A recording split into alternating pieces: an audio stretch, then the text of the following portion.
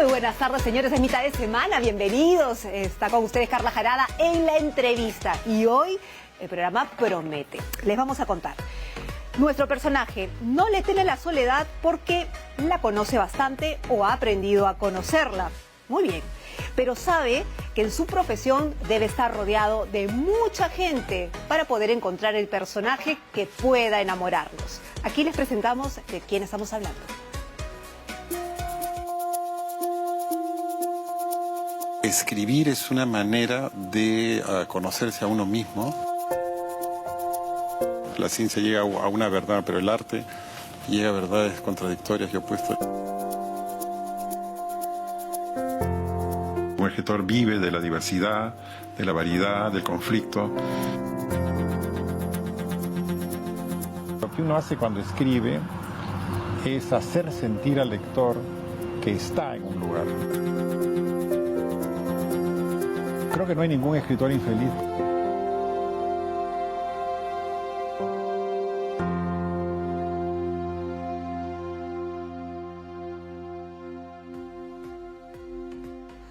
Ahí está, le damos la bienvenida al gran Alonso Cueto. ¿Cómo estás, ¿Cómo estás, Alonso? Carla? Encantado de estar contigo. No, encantados nosotros, un lujo que estés con nosotros. Además, Alonso Cueto ha sido mi profesor, así que yo me siento emocionada, así, y un poco nerviosa una estupenda también. alumna. Gracias.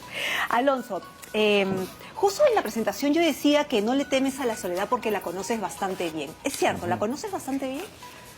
Uno tiene que aprender a convivir con la soledad, a necesitar el silencio, ¿no? Porque es en ese momento cuando puedes estar con más gente. O sea, cuando estoy yo con una o dos personas, pues estoy con esas personas, pero cuando estoy solo, pues puedo estar con muchas personas, puedo tener recuerdos, imágenes, voces que regresan. Entonces, eso es algo que es muy productivo para un escritor, ¿no? Para unas historias. O sea, uno puede escoger con quién estar. Yo creo que hay que aprender a estar solos, yo creo que es necesario porque todo el día estamos yendo de un lado a otro, estamos en una prisa, en un vértigo de cosas y de espacios, ¿no? Y no tenemos tiempo y a veces es bueno estar con nosotros mismos, Y estar además, un rato solos. y además estamos rodeados de gente y a veces estamos solos, ¿no? También. Sí, absolutamente. En el fondo, el que está más acompañado es el que está solo, pero pensando en un montón de gente. O sea que es una manera de estar acompañado de muchos cuando estás solo, si es que aprendes a estar solo, ¿no? Que es un aprendizaje como cualquier otro. Claro. Vamos a hacer el recorrido, como siempre, de tu historia. Y es que, claro, yo estaba leyendo que Alonso Cueto es escritor desde muy joven, Sí. ¿no es cierto? Y que escribes cuentos desde muy chico, además. Sí. ¿Cuándo empiezas a escribir? Bueno, en realidad empiezo a escribir de una manera seria, intensa, dedicada totalmente, cuando muere mi padre, ¿no? Digamos, yo descubrí la muerte en ese momento, yo tenía 14 años, nadie muy cercano se me había muerto y, digamos, descubrir la muerte en su dimensión tan dramática, ¿no? De estar todos los días con una persona y de repente que esa persona no esté de un momento a otro es algo tan duro. Pero en ese momento también descubrí la vida, ¿no? Porque descubrí... ahí Está todo. Y te pareces bastante, sí. ¿no?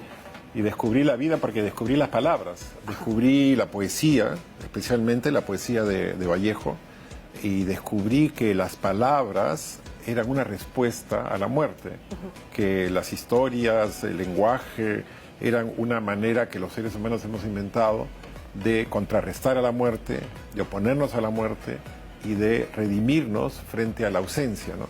Entonces, todo el mundo me decía, mi más sentido pésame, te acompaño en el sentimiento, esas cosas que uno escucha cuando muere alguien querido, pero a mí lo que más me ayudó no fue eso, sino leer los poemas de Vallejo donde hablaba de algo que yo estaba sintiendo.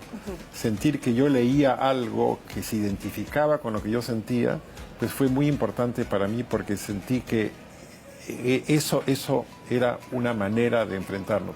Y bueno, nos quedamos con mi madre, ¿no? Mi madre fue una persona muy importante también en mi vida. Porque lo sacó adelante, además, Porque sacó ¿no? adelante a toda la familia, fue una persona con un enorme coraje, con una enorme entereza y una bondad.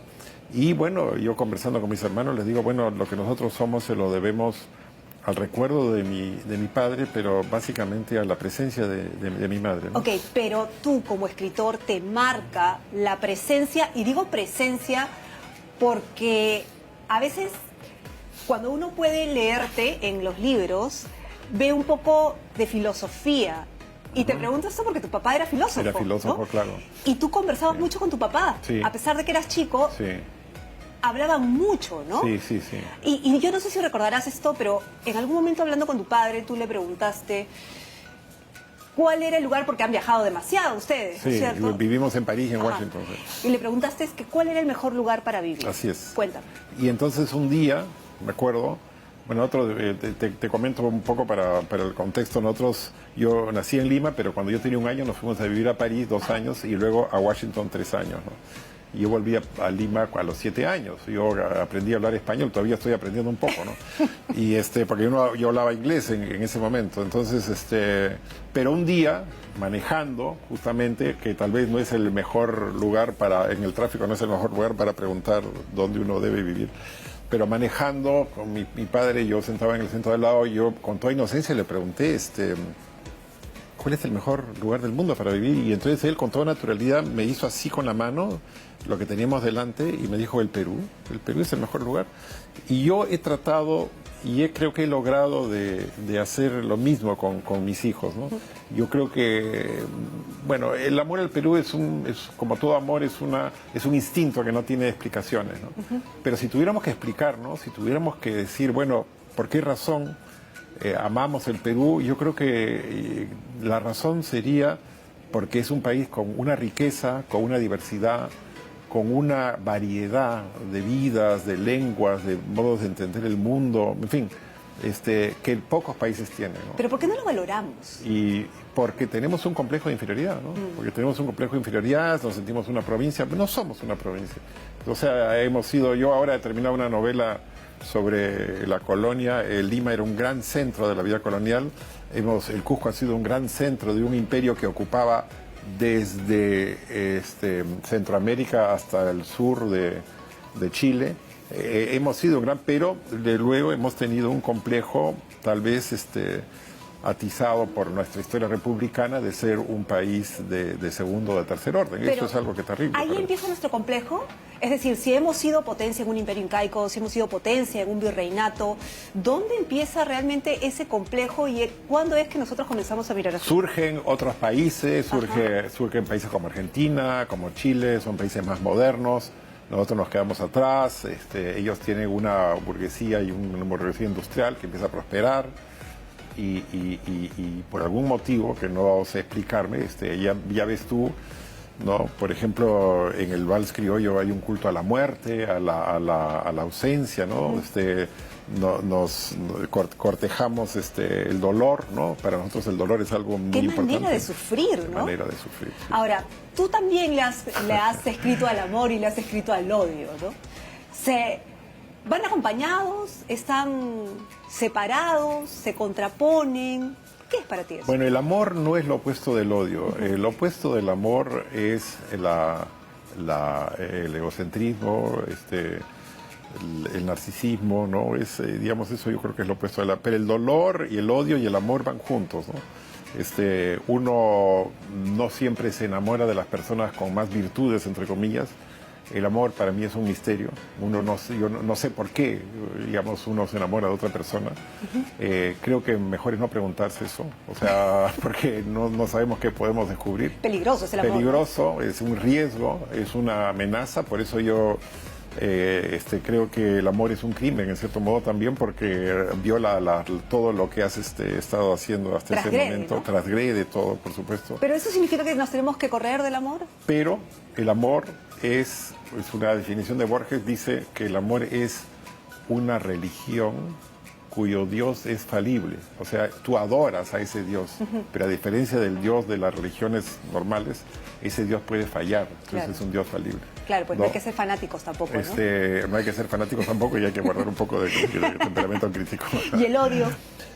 Bueno, yo creo que el odio es una expresión como el amor de qué me falta a mí, por qué odio a alguien, por qué envidio, porque es un reflejo de lo que yo siento, ¿no?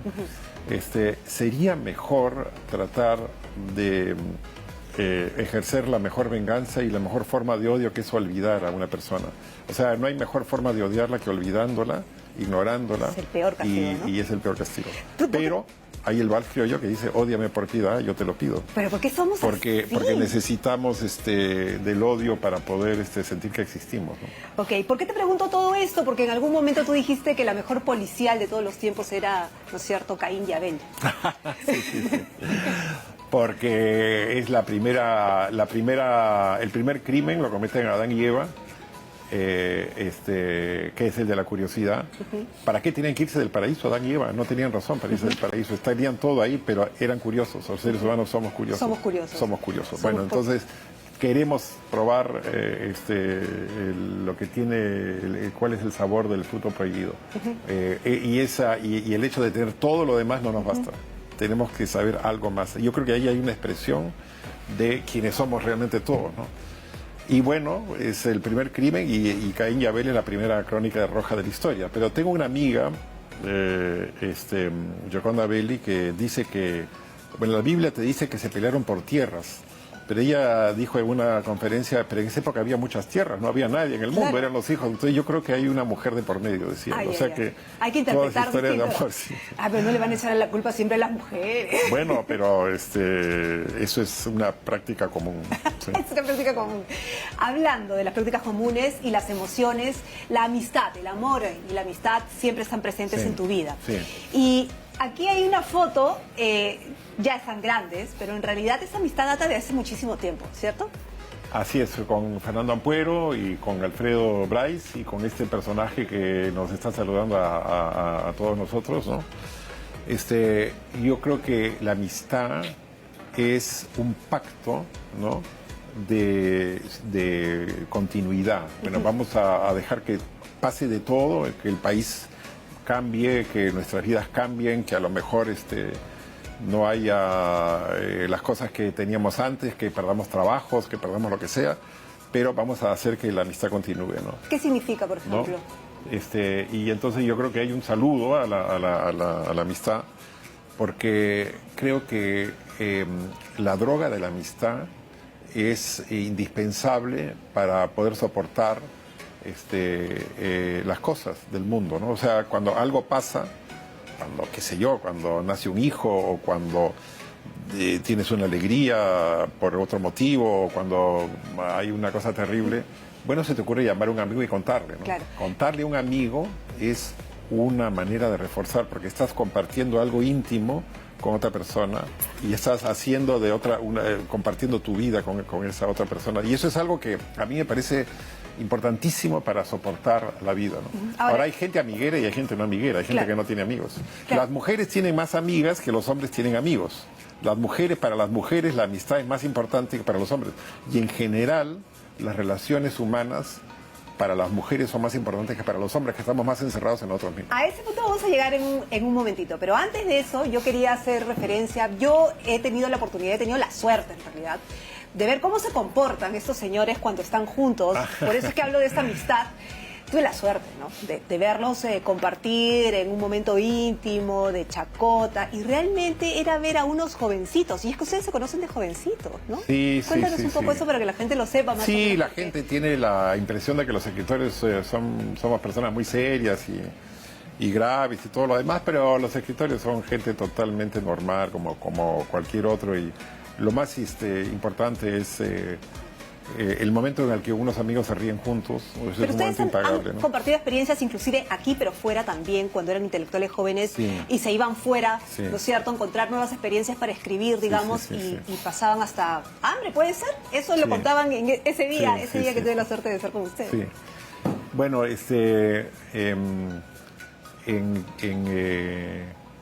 me acuerdo que en una ocasión estaba muy mal de dinero en España, en Madrid, ¿no? Había un sitio que se llamaba El Rastro y ahí uno llevaba sus libros. Yo les daba una última leidita antes antes de venderlos, pero me llevaba mis libros para venderlos para poder tener algo para comer, ¿no? Y entonces y hacíamos eso y Fernando también hacía lo mismo. Y luego pues nos daban algún dinero, Ajá. ¿no? Y generalmente me lo gastaba en ir al cine y no comía nada, ¿no? Prefería el cine que Tú preferías una el cine y fabada. los otros preferían otras cosas. dependiendo de su Pero esa situación. película que vi con ese dinero para mí es inolvidable. Porque Muerte en Venecia. Sí, puede ser, sí. Porque, a ver, cuéntanos, porque fue inolvidable. No, porque la vi con ese dinero precioso que destiné para eso y para no otra cosa. A lo mejor me habría olvidado de una fabada o de unos callos a la madrileña, pero no me olvido de la película que vi porque ese fue el dinero que tuve para esa película. ¿Por qué para ti, o sea, por qué te marcó tanto esta película, tanto es así que saliste temblando del cine? Sí, muchas veces. Porque creo que acá se refleja algo que todos sentimos, que es el ideal, la búsqueda del ideal, ¿no? La búsqueda del ideal en el arte, en la vida, en el amor. ¿Cómo podemos llegar al ideal? El ideal no existe, como tú y yo sabemos, pero al mismo tiempo queremos seguir buscándolo. No renunciamos a un momento en el que vivamos ese ideal, ¿no? Y entonces a mí me fascinó esta historia de un hombre que quiere encontrar un ideal, pero que es un ideal lejano. En el momento en el que el ideal se acerca, ya deja de ser un ideal, ¿no? Un ideal solo es un ideal en el momento en que está ahí a la distancia. Y bueno, es algo que creo que por lo menos las personas más sensibles, las personas con más imaginación, las personas como las que nos están viendo en este momento, probablemente, tienen, ¿no? Como modo de vida, ¿no? Llegar a un momento en el cual pues hay una felicidad plena. Podemos sentir la felicidad en algunos momentos, ¿no?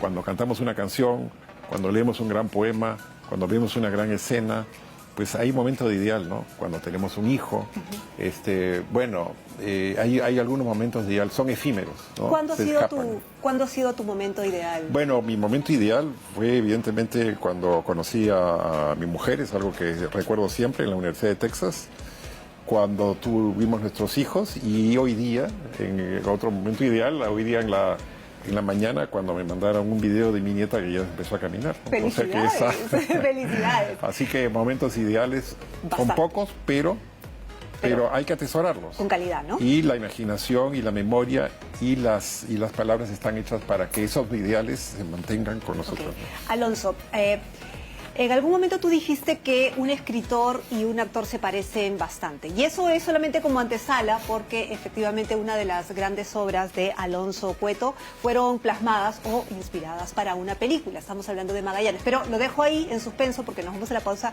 y volvemos con eso.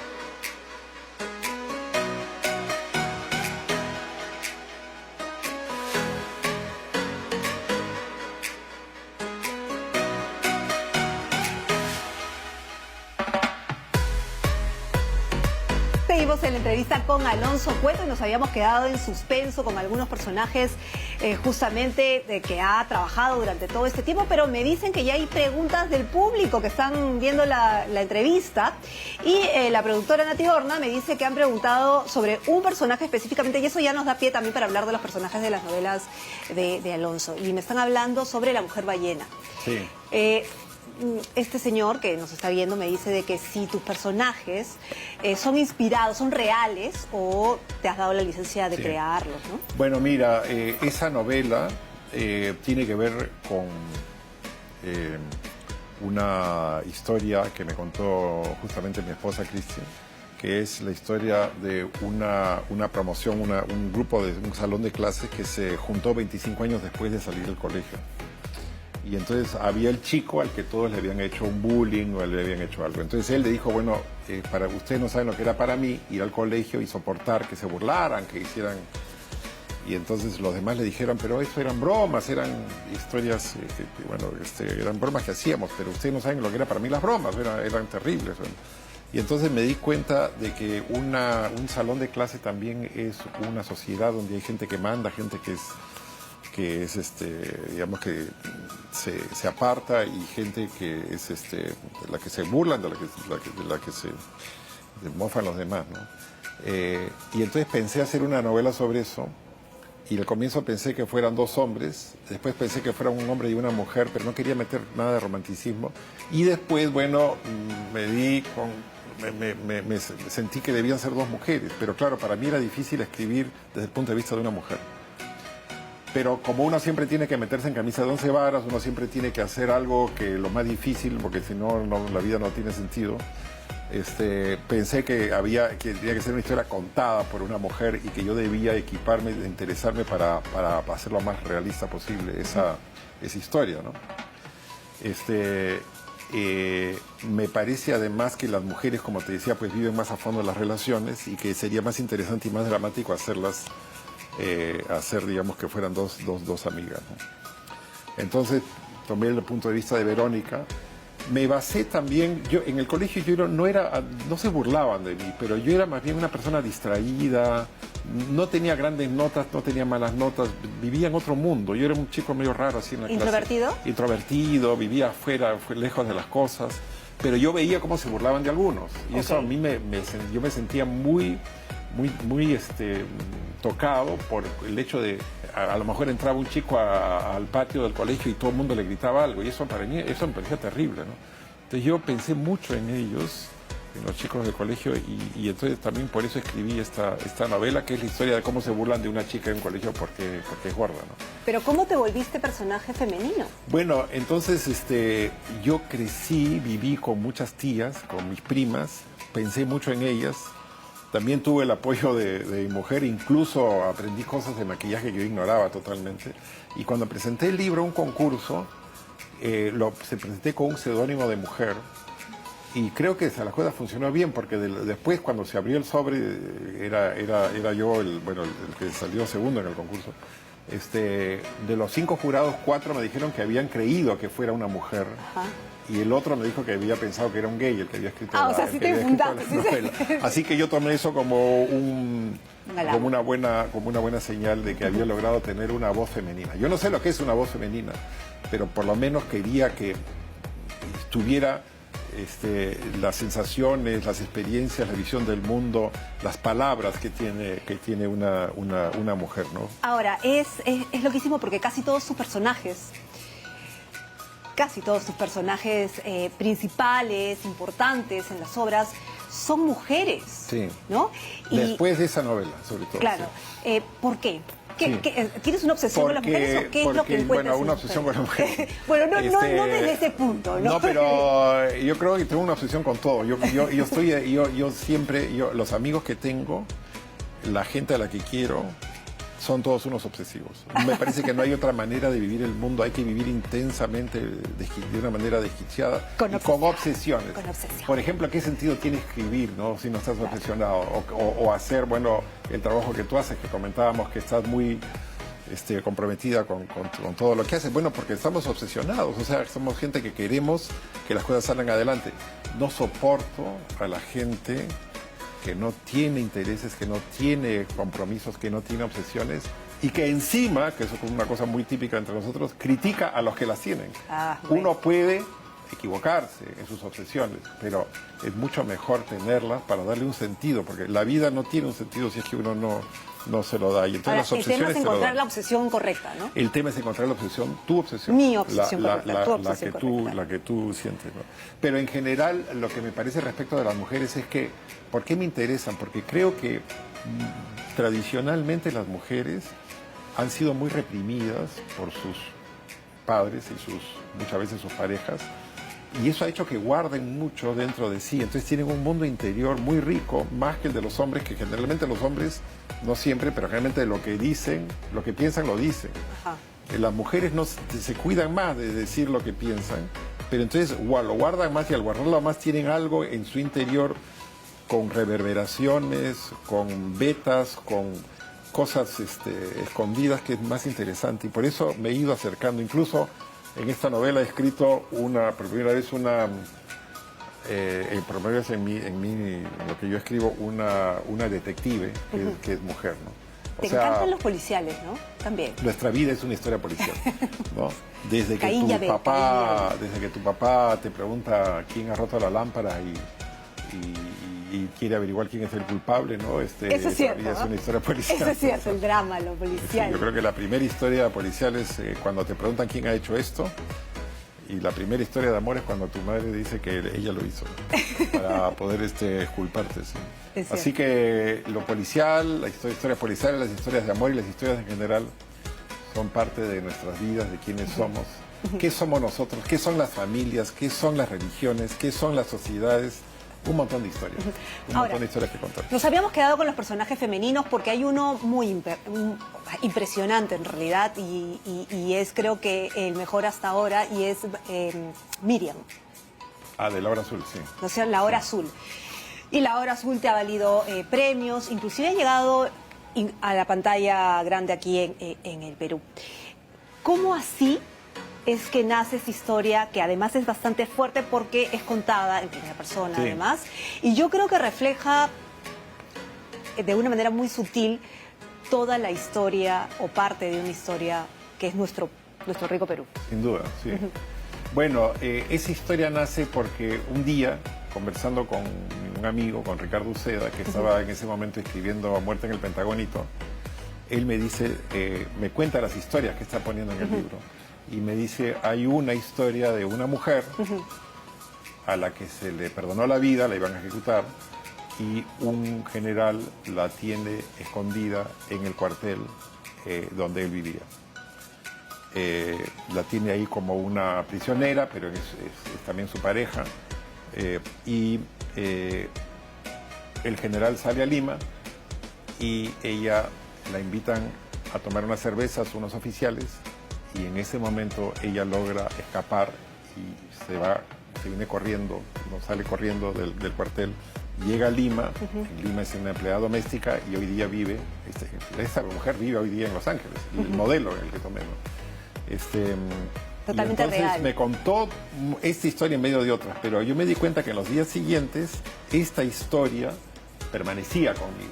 Esta historia permanecía conmigo porque me parecía que esta historia mezclaba la violencia y al mismo tiempo la compasión, y algo que me parece muy importante, que es algo que vivimos todavía hoy, que es el heroísmo anónimo de la gente.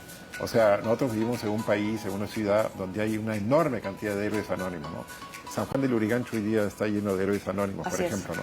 Pero salir a las 5 de la mañana a tomar un microbús y llegar a estar 2 o 3 horas para llegar a un trabajo es un acto de heroísmo que todos los días sentimos la gente. Pero esa gente no va a ser reconocida, no va a ser famosa, pero estamos llenos de héroes. Entonces a mí me parece muy interesante, ¿no? Me parece importante que la literatura, que las novelas en cierto modo recojan la voz de personas que la historia o el periodismo no recogen, pero que han hecho actos para sobrevivir. ¿Qué sentiste cuando te viste esa historia en la pantalla grande? Bueno, muy bien, el personaje, ¿no? Jackie Vázquez, la actriz, es estupenda. Giovanni Sisi es un tremendo actor, así que muy bien. Igual te puedo decir lo mismo de Magallanes. De Magallanes, ¿no? Es una gran película, en mi opinión, y también del personaje de Mariposa Negra, que hizo mi amigo Pancho Lombardi, ¿no? Claro. Basado en Grandes Miradas, y que también efectivamente también es una de esas miradas, ¿no? Pero sigues buscando personajes femeninos. Sé que estás escribiendo uno. Claro, sí. Bueno, he escrito una novela que me ha tomado muchos años, bueno, me ha tomado unos 5 años de investigación sobre la Perricholi. ¿No? Micaela Villegas es un tremendo personaje, es un personaje fascinante en mi opinión, ¿no? Ella pierde a su padre muy joven.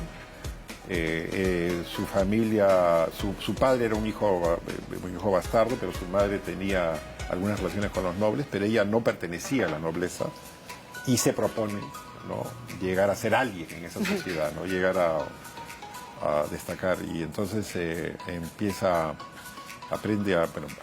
lo que no era común, le enseñan aprende a leer, no era común para las mujeres en esos años, y aprende a tocar la guitarra, aprende a cantar, aprende a bailar. Era una mujer, era una emprendedora, ¿cierto? Una emprendedora porque además no solamente destaca como actriz y como cantante y como bailarina, sino también como empresaria porque tiene unos molinos que tienen un enorme éxito.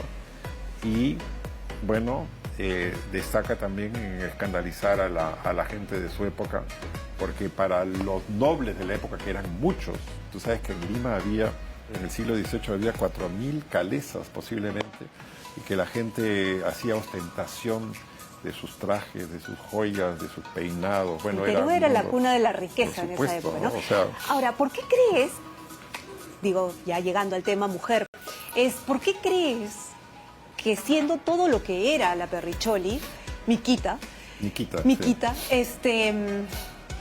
solamente se recuerda el hecho de que era la amante del virrey Amat? Sí, bueno, porque se ignoran esas cualidades de ella como empresaria, como dices que eran muy importantes. Ahora, la gente, digamos, la historia pues se va a inclinar por el lado de las relaciones románticas o amorosas, de todas maneras, ¿no? Pero ella tiene otras relaciones y al final se casa con Fermín Echarri, un navarro, tiene un hijo y ella muere 2 años antes de la independencia. Ella muere en el año 19, o sea, se cumplen este año 200 años de su muerte. Ajá. Pero su hijo, ¿no?, es uno que era hijo del virrey y hijo de una criolla. Sin embargo, en el año 21 es uno de los que firman el Acta de la Independencia, ¿no? O sea, Manuel Amat y Villegas es uno de los que firma el Acta de la Independencia y luego, bueno, tiene una gran descendencia, ella tiene 5 nietas. O sea, así que es una parte de la historia del Perú, ¿Y cuándo vas a publicar ese libro? Bueno, va a salir en abril. En abril. Pero mira que la Perricholi entra en la imaginación europea también. Sí. Porque Mérimée, pocos años después de su muerte, escribe una obra de teatro sobre él. Jean Renoir hace una película sobre ella. Thornton Wilder la pone como un personaje. Es una peruana que captura la imaginación del mundo muy pronto. Una mujer progresista peruana, además, ¿no es cierto? Supuesto. Y somos el país que más feminicidios tiene en enero. Terrible. Es terrible, ¿no? Sí. Ahora, ¿qué otra mujer importante como personaje te llama la atención? ¿Santa Rosa? Bueno, Santa Rosa me llamó mucho la atención. Yo creo que las dos personajes más importantes de la colonia son Santa Rosa y la Perricholi. Ajá. Una que pertenece al siglo XVII, que era un siglo religioso, y la otra pertenece a un siglo de los Borbones, un siglo mundano, que era el siglo XVIII. Pero además son personajes que van de polo a polo. Polo a polo, sí. Pero en un polo está una mujer y en el otro polo está la otra mujer. Así que el otro personaje interesante es San Martín de Porres, ¿no? Pero digamos que ahí están, esos son los personajes de la vida colonial, ¿no? Y efectivamente, hablaba de esto con Augusto Tamayo, que ha dirigido la película sobre la Santa Rosa, ¿no? Y decíamos, ¿no? Santa Rosa y la Perricholi, las dos mujeres son los personajes de la vida colonial, ¿no? Los hombres han destacado en las guerras, ¿no? En algunas de las guerras, pero también está la mariscala, ¿no? Y otros personajes femeninos en las guerras, ¿no? O sea ¿Qué hace que tú decidas quién va a ser un personaje en tu novela? Que no lo entiendo, que no puedo entender por qué hace esto, por qué hace lo otro, ¿no? Me parece que no entender es una manera de amar. Yo creo que en general cuando tú entiendes a alguien, dejas de interesarte en esa persona. Cuando esa persona es un misterio, cuando hay algo que no cuadra, te interesa. Por ejemplo, yo creo que uno, para estar enamorado, tiene que ver algo en la otra persona que no entiendes del todo. Muerte en Venecia. Para poder seguir interesado en descubrir quién es. Claro. Muerte en Venecia. Y el ideal no lo entiendes tampoco, claro. Así es. Así que... Los escritores jóvenes. ¿Tenemos buenos escritores jóvenes aquí en nuestro país? ¿Quiénes, por ejemplo? ¿Quiénes te gustan? Bueno, ¿Quiénes te lo que atrapan? pasa es que yo no sé si decir nombres porque me voy a olvidar de alguien, pero por ejemplo, hablando de mujeres, ¿no? Susan Nolteños, Katia Dawi, ¿no? Alina Gadea, María José Caro, ¿no?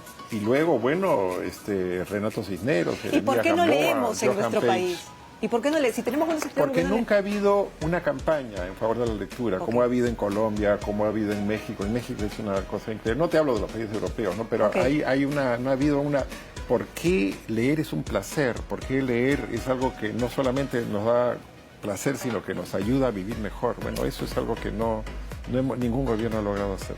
Se nos ha pasado el tiempo rapidísimo, Alonso, pero Encantado bueno, nos tenemos estar que contigo. ir, hemos aprendido bastante, sin duda.